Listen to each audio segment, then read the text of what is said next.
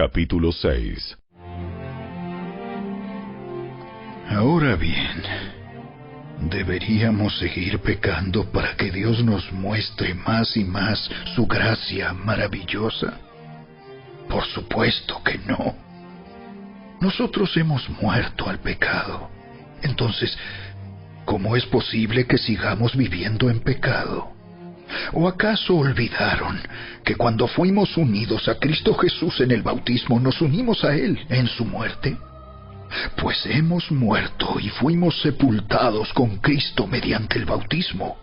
Y tal como Cristo fue levantado de los muertos por el poder glorioso del Padre, ahora nosotros también podemos vivir una vida nueva.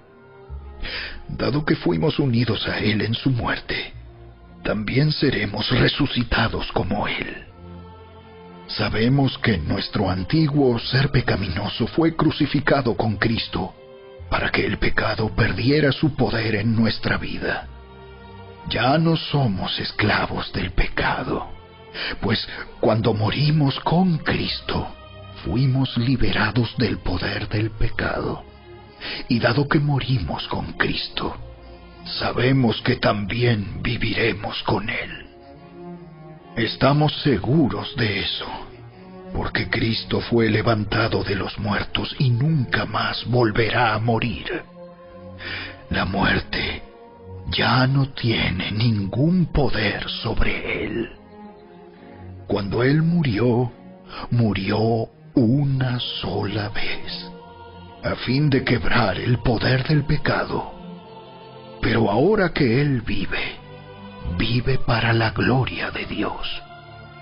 Así también ustedes deberían considerarse muertos al poder del pecado y vivos para Dios por medio de Cristo Jesús. No permitan que el pecado controle la manera en que viven. No caigan ante los deseos pecaminosos. No dejen que ninguna parte de su cuerpo se convierta en un instrumento del mal para servir al pecado. En cambio, entréguense completamente a Dios, porque antes estaban muertos, pero ahora tienen una vida nueva. Así que usen todo su cuerpo como un instrumento para hacer lo que es correcto para la gloria de Dios. El pecado ya no es más su amo, porque ustedes ya no viven bajo las exigencias de la ley. En cambio, viven en la libertad de la gracia de Dios. Ahora bien, ¿eso significa que podemos seguir pecando porque la gracia de Dios nos ha liberado de la ley? Claro que no. ¿No se dan cuenta de que uno se convierte en esclavo de todo lo que decide obedecer? Uno puede ser esclavo del pecado, lo cual lleva a la muerte, o puede decidir obedecer a Dios, lo cual lleva a una vida recta. Antes ustedes eran esclavos del pecado, pero gracias a Dios, ahora obedecen de todo corazón la enseñanza que les hemos dado. Ahora son libres de la esclavitud del pecado y se han hecho esclavos de la vida recta. Uso la ilustración de la esclavitud para ayudarlos a entender todo esto, porque la naturaleza humana de ustedes es débil. En el pasado se dejaron esclavizar por la impureza y el desenfreno, lo cual los hundió aún más en el pecado. Ahora deben entregarse como esclavos a la vida recta para llegar a ser santos. Cuando eran esclavos del pecado, estaban libres de la obligación de hacer lo correcto. ¿Y cuál fue la consecuencia? Que ahora están avergonzados de las cosas que solían hacer, cosas que terminan en la condenación eterna. Pero ahora quedaron libres del poder del pecado y se han hecho esclavos de Dios. ahora hacen las cosas que llevan a la santidad y que dan como resultado la vida eterna. Pues la paga que deja el pecado es la muerte, pero el regalo que Dios da es la vida eterna por medio de Cristo Jesús, nuestro Señor. Audioescuelasabática.com. Domingo 29 de agosto. El sábado y la creación. De todos los mandamientos, solo el cuarto comienza con el verbo acuérdate.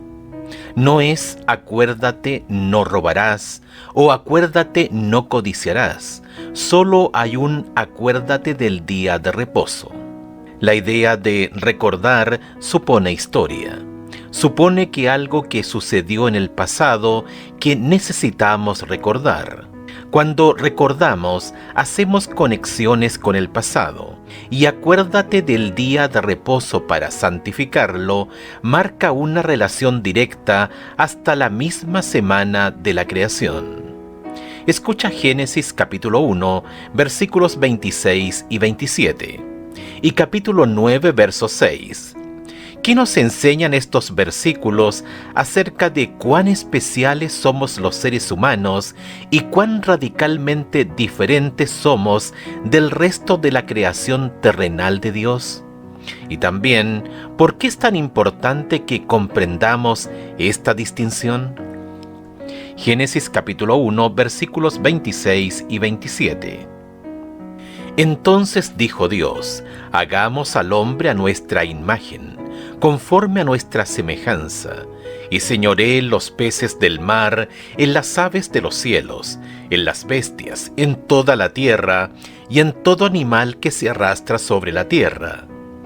Y creó Dios al hombre a su imagen, a imagen de Dios lo creó, varón y hembra los creó. Génesis capítulo 9, versículo 6.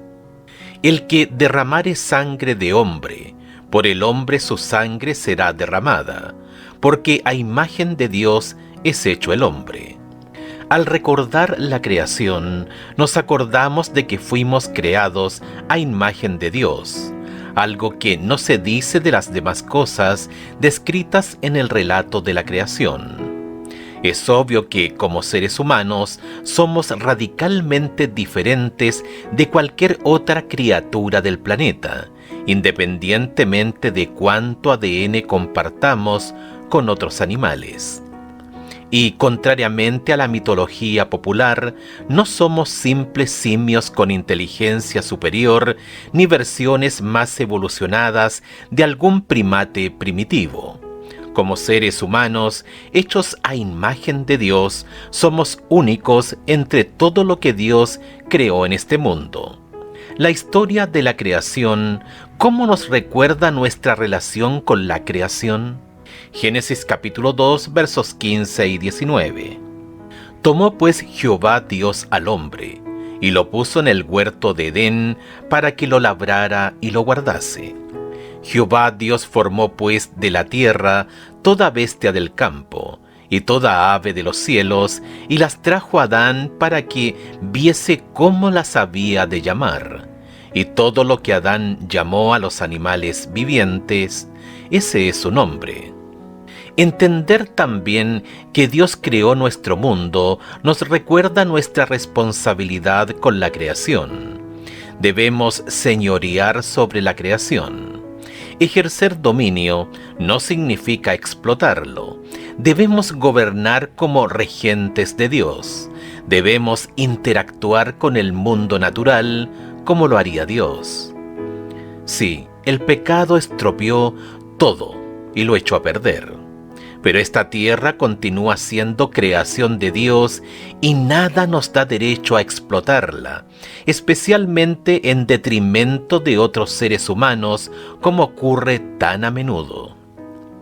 Además de ser un monumento recordativo de Dios como creador, ¿de qué manera la observancia del sábado puede ayudarnos a ser más conscientes de nuestra necesidad de ser buenos mayordomos del medio ambiente?